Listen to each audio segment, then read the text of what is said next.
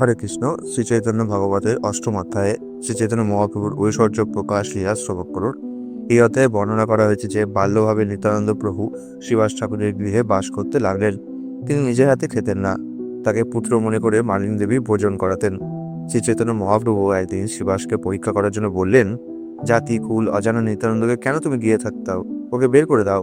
তাই শ্রীবাস এই কথা শুনে বলল, যে একদিন শ্রী চৈতন্য মহাপ্রভু ভজনা করবেন সেই তার প্রিয়। তাই নিত্যানন্দ প্রভু এবং শ্রী চৈতন্য মহাপ্রভু অভিন্ন। তাছাড়া নিত্যানন্দ প্রভু যদি মদ পান করেন বা বেশ্যালয়ে যায়, তবুও তিনি তার প্রতি শ্রদ্ধাশীল থাকবেন। এই কথা শুনে শ্রী চৈতন্য মহাপ্রভু অত্যন্ত সন্তুষ্ট হয়ে নিত্যানন্দ প্রভু দেখাশোনার ভার শ্রীবাস ঠাকুরকে অর্পণ করলেন এবং তাকে আশীর্বাদ দিলেন। বললেন, লক্ষ্মী দেবী যদি ভিক্ষা করে, তথাপি তোমার গিয়ে অন্যের অভাব হবে না। একদিন নিত্যানন্দ প্রভু নবদ্বীপে সর্বত্র ভ্রমণ করতে লাগলেন। কখনো সচিমাতার পায়ে হাত দিয়ে যেতেন। একদিন সচিমাতা স্বপ্ন দেখলেন যে নিতাই ও নিমাই 5 বছরের বালক হয়ে বিষ্ণু মন্দিরে প্রবেশ করে কৃষ্ণ বলরামের সঙ্গে কোলাহল মারামারি করছে এবং শেষে একে অন্যের দ্রব্য কালাকারি করে খাচ্ছে। এই স্বপ্ন দেখে সচিমাতা মহাপ্রভুকে পরের দিন সেসব জানালেন। মহাপ্রভু তা বাইরে প্রকাশ করতে নিষেধ করলেন। তারপর নিত্যানন্দ প্রভুকে নিমন্ত্রণ করে আনলেন ভোজন করবার জন্য। সচিমাতা প্রসাদ পরিবেশন করতে করতে দুইজনের শরীরে কৃষ্ণ বলরামের চিহ্ন দেখতে পেয়ে মূর্ছিত হয়ে পড়লেন। মহাপ্রভু মাতার বাহ্যদশা ফিরালেন। নদিয়ার বিভিন্ন ভক্তের গিয়ে মহাপ্রভু বিভিন্ন রূপ প্রকাশ করতে লাগলেন। একদিন এক শিব ভক্ত ডমরু বাজিয়ে শিবের কীর্তন করতে থাকলে মহাপ্রভু তখন শিব রূপ ধারণ করে সেই ভক্তের ঘাড়ে উঠে বসলেন। কিছুক্ষণ পর সেই ভক্ত বাহ্যদশা ফিরে এলে তাকে ভিক্ষা দিলেন। একদিন মহাপ্রভু সমস্ত ভক্তকে সারা রাত্রি হরিনাম সংকীর্তন করতে নির্দেশ দিলেন। কীর্তন আরম্ভ হলো। পাষণ্ডীগণ নানাভাবে নিন্দা করতে লাগলো কীর্তনের। কীর্তন শ্রবণে মহাপ্রভু আছাড় খেয়ে পড়তেন। তার সচিমাতা সহ্য করতে পারতেন না।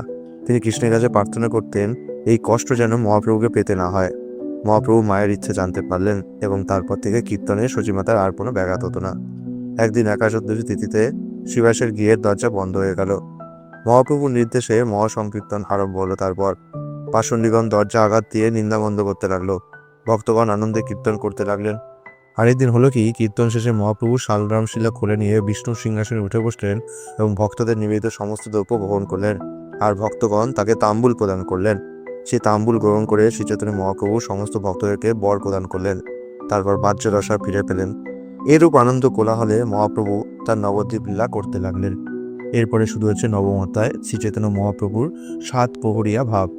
এই অধ্যায়ে বর্ণিত হয়েছে যে শ্রী চৈতন্য মহাপ্রভু একদিন শ্রীবাস ঠাকুরের গৃহে নিজের ঐশ্বর্য প্রকাশ করার জন্য বিষ্ণুর সিংহাসনের 7 প্রহর বসলেন। ভক্তগণ কীর্তন সহযোগে দশাক্ষর গোপাল মন্ত্রের দ্বারা ষোড়শ উপাচারে তার অভিষেক করলেন। তিনি তার চরণ যুগলকে প্রসারিত করে দিলেন। ভক্তগণ যে যার সাধ্যমতো উপাচারে পূজা করলেন। তারপর তিনি সমস্ত ভক্তদের কাছে চেয়ে চেয়ে নৈবেদ্য গ্রহণ করতে লাগলেন। যত নৈবেদ্য হলো সমস্ত তিনি গ্রহণ করলেন। বিভিন্ন ভক্তদের তাদের পূর্ব বৃত্তান্ত তিনি বর্ণনা করতে লাগলেন। ভক্তগণ সন্ধ্যারতি করলেন তার। শ্রী চৈতন্য মহাপ্রভু ভক্ত শ্রীধরকে ঐশ্বর্য প্রদর্শন করাবেন, তাই ভক্তদের নির্দেশ দিলেন তাকে ধরে আনার জন্য। তার নির্দেশে ভক্তগণ ছুটে গেলেন শ্রীধরকে ধরে আনতে। অর্ধেক রাস্তা থেকে তারা শ্রীধরের কীর্তন শুনতে পেলেন এবং সেই কীর্তন অনুসরণে তার বাড়িতে গেলেন। শ্রীধরকে মহাপ্রভুর সংবাদ দেওয়ায় শ্রীধর মূর্ছিত হয়ে পড়লেন। ভক্তগণ সযত্নে তাকে ধরে আনলেন। শ্রীধর যুধিষ্ঠির মহারাজের ন্যায় সত্যবাদী ছিল।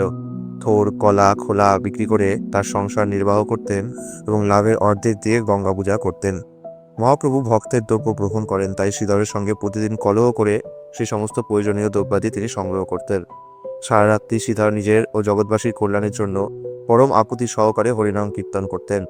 পাষণ্ডীগণ নানাভাবে তাই শ্রীধরের নিন্দা করত। যখন মহাপ্রভুর সামনে শ্রীধর এলেন, তখন প্রভু তাকে তার পূর্বলীলার কথা স্মরণ করালেন এবং অষ্টসিদ্ধি দান করতে চাইলেন এবং তারপর অপূর্ব ঐশ্বর্য দেখালেন। শ্রীধর মহাপ্রভুর ঐশ্বর্য দর্শন করে মূর্ছিত হয়ে পড়লেন। মহাপ্রভু তাকে বাহ্যদশায় ফিরালেন এবং স্তুতি করতে বললেন। প্রভুর ইচ্ছায় সরস্বতী শ্রীধরের জিহায় ও অবস্থান করে মহাপ্রভু স্তুতি করালেন। মহাপ্রভু শ্রীধরকে রাজা করতে চাইলেন। শ্রীধর বর চাইলেন তার হৃদয়ে সদা যেন মহাপ্রভুর শ্রী চরণ যুগল ধারণ করতে পারেন এবং তিনি যেন জন্ম জন্মান্তরে তার প্রভু হন।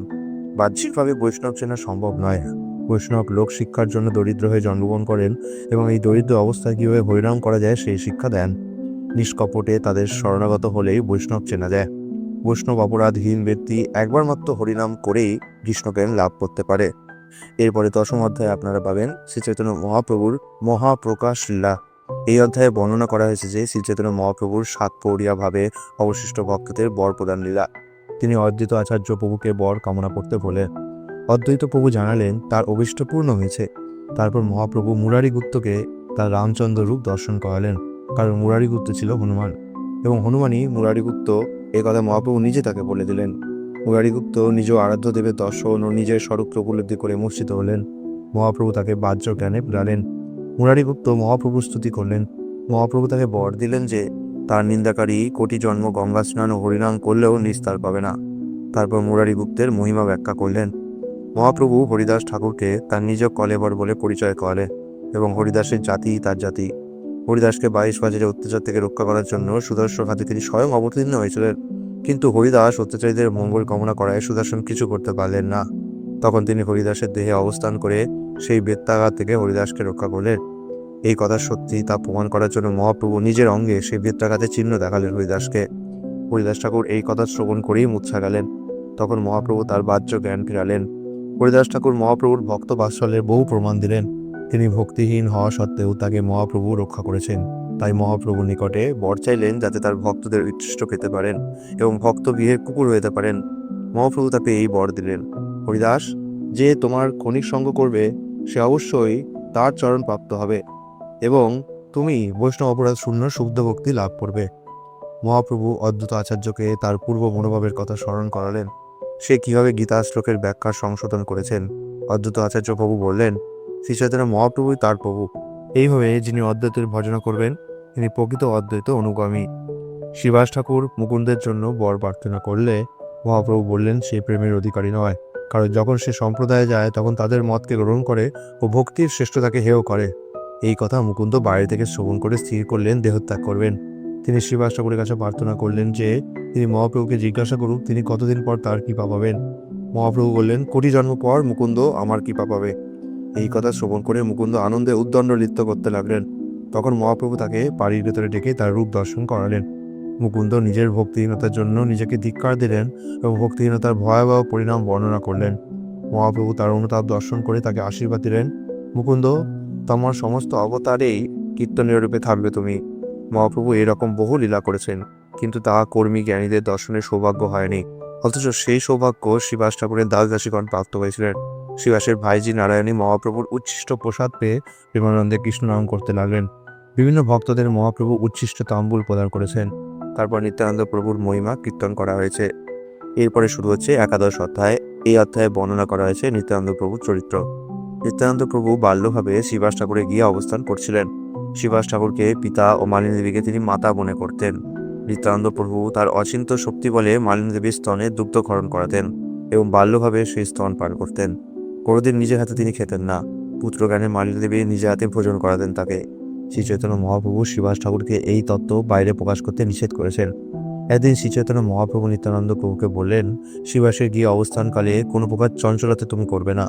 তা শ্রবণ করে নিত্যানন্দ প্রভু সমস্ত দোষ শ্রী চৈতন্য মহাপ্রভুর উপর দেন। মহাপ্রভু নিত্যানন্দ প্রভুর অপজয় শ্রবণ করে লজ্জিত হন। যখন নিত্যানন্দ প্রভু এই কথা শ্রবণ করলেন তখন শ্রী চৈতন্য মহাপ্রভুকে বললেন তিনি আর কোনোদিন চঞ্চলতা করবেন না।